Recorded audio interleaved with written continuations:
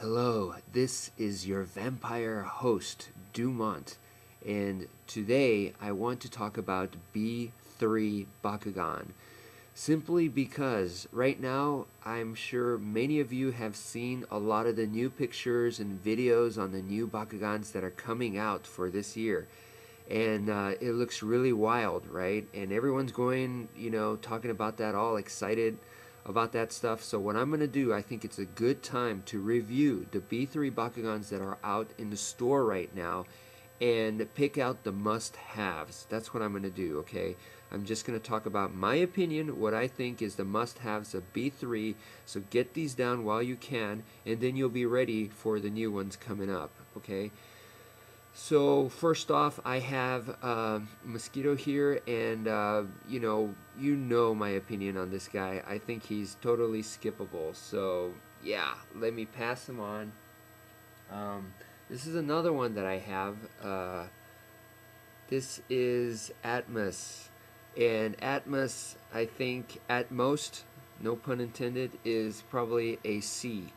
So let's skip this guy too. And you know how I feel about the Dragonoids, so I'm not even going to cover those, the Neo Drago, Ultra Drago, all those guys, kind of boring to me.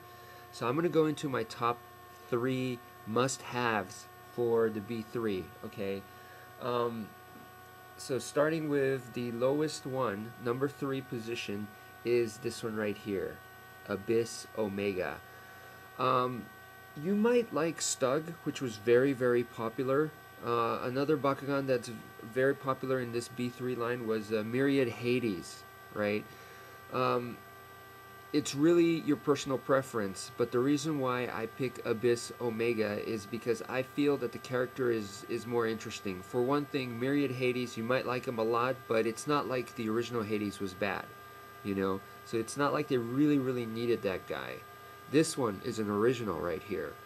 Stug, I think a lot of people like Stug because it's a hermit crab. That's an interesting, creature. Some people have them as pets and stuff.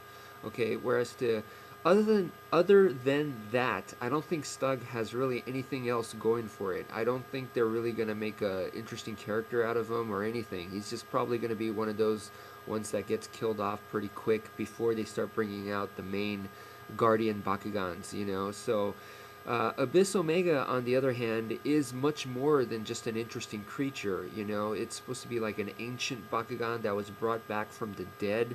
Okay, very, very cool.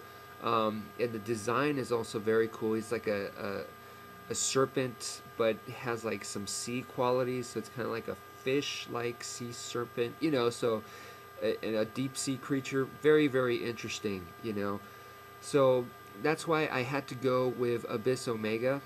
So let's go to second place.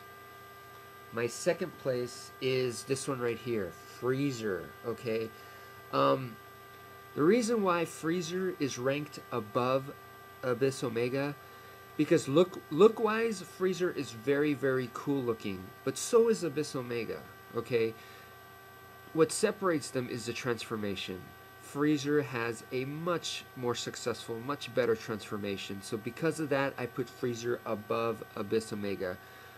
In their creature modes, don't get me wrong, like I said, they both look tremendous. I think very unique, both of them, and they look really, really cool. But, transformation is a big deal. Okay, that is a big part. So this is my number 2 choice.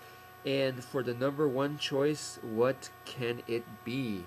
Well, I think a lot of you already probably have guessed, knowing, Dumont. Alright, yes, if you guessed this, well, no surprise, huh? Alto Brontes. What can I say?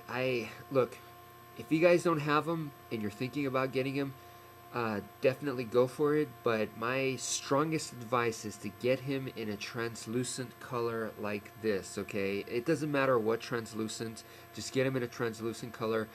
If you watch my review video, I mentioned that he does what is called light piping, Transformer terminology.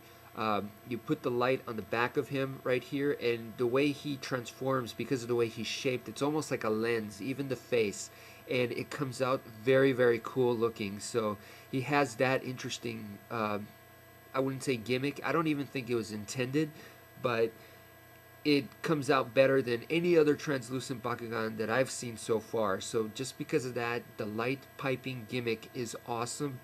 On top of that, just the detail of his, the clown face with the four arms and stuff like that. It's very unique. It is a mechanical Bakugan, an evil clown Bakugan. Come on, y'all. This is awesome. This is very, very special. So this is the number one of my choice. So those are the three that I personally picked out. You don't have to agree with it, but this is just my suggestion. But overall, I just trying to encourage you all to look back. I know it's real easy to get all excited about the new stuff, but take a quick review, think things over, and look at the past Bakugan, and try to see which ones did you miss, or which ones do you really want to get before they start to become scarce. So spend your money well and do a lot of research, and thank y'all. And remember, don't splurge.